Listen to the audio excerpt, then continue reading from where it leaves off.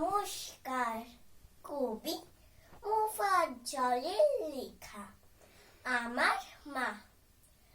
থাকিস না মা রাগ করে আর, আমি যে তোর ছেলে। বড় হয়ে দুষ্টুমি সব যাব গো মা ভুলে। রাগ করে আর থাকবে কত, নে মা আমায় কোলে। কি যে শান্তি মিলে মাগো তোমার আঁচল তোলে।